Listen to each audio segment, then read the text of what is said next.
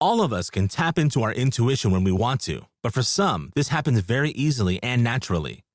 According to the Myers-Briggs Type Indicator, only 2 personality types have introverted intuition as their dominant cognitive function. These are INFJ, also known as the advocate, and the INTJ, known as the architect. What does it mean to be an introverted intuitive? Here are 12 signs. Keep watching until number 1. You might just recognize yourself. Number 12. You have inspirations. You get a feeling about things, a sense of knowing, an intuitive understanding, and a vision of what can be achieved that you cannot explain. Even if you could explain it, you would probably not want to, because you're convinced that most people wouldn't understand anyway. When you think of the future and of the possibilities available to you, things are very easy to work out. You just know which direction you should take.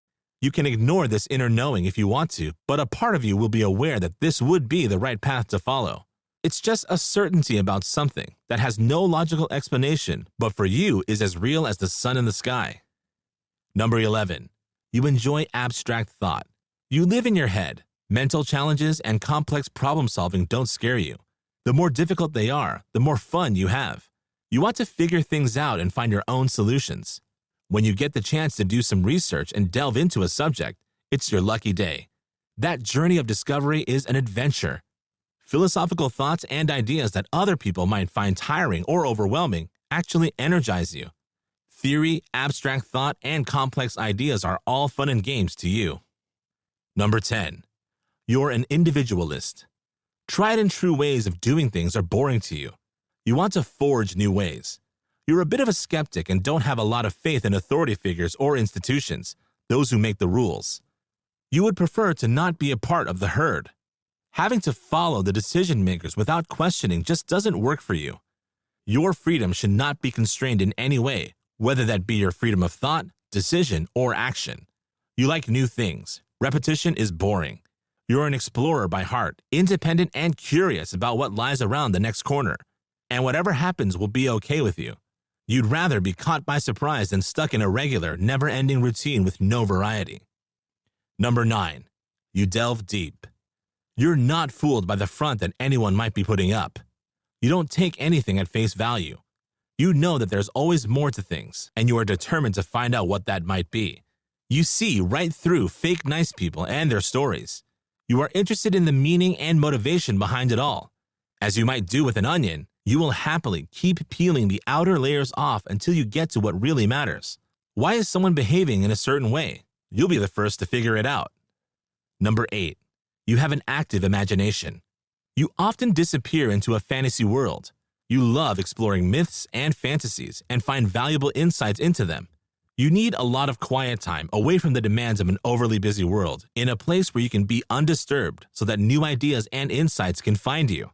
You have an active imagination and a curious mind, and you're open to new ideas. When you come across new information, you need time to work through it. Your mind needs to be able to sift through the facts unhindered.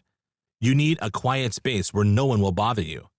The less external goings-on, the better the chances of your deep insights presenting themselves to you. You need time to daydream. Number 7. The unseen makes sense to you. Images in your unconscious mind or in your dreams are perfectly relevant and real to you, just as if they were physically present. Your imagination is vivid. The images that you imagine or visualize provide clues to guide you when you make decisions.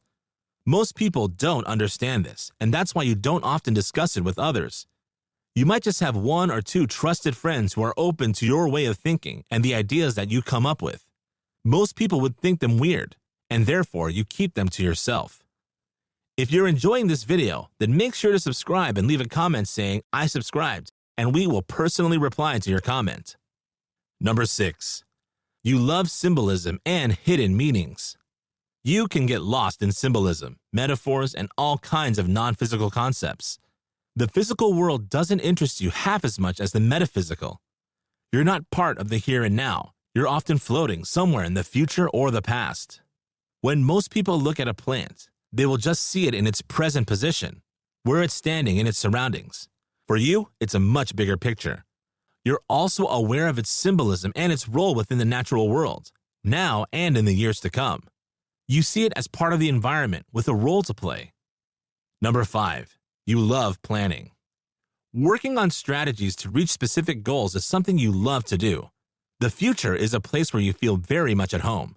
You're often thinking about the future, how to improve things, how to reach a specific milestone, or what you want to achieve in your life.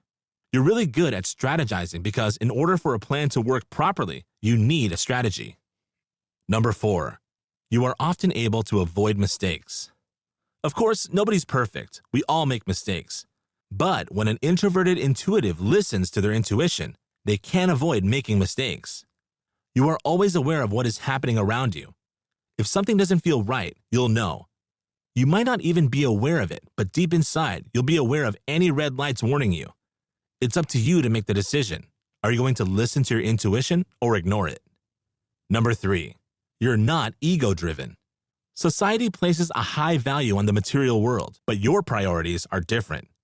You are less influenced by your ego because you don't feel the need to fit in or compete with others. Being true to your values is much more important to you. Number 2, words can't explain your insights. Many of the insights and ideas that you have arrived on an intuitive level. Some of these are hard to verbalize. Trying to find the right words to explain them to yourself is enough of a challenge, let alone helping others understand them. Maybe the metaphors are too complicated, or you simply don't know the words that would capture their meaning. Number 1, your favorite question is why? You want to understand everything. You're always looking for meaning. You want to get to the bottom of whatever the subject matter at hand is. Motivations and reasons and causes are all interesting to you. In a conversation, you might ask so many questions that people who don't know you well might get uncomfortable, but there's no hidden agenda behind it. You're just fascinated by mysteries, and conversations that get really technical or abstract don't scare you. And if you like this video, then check out these related videos to see more. And make sure to like this video to let the algorithm know you'd like to see more videos like these.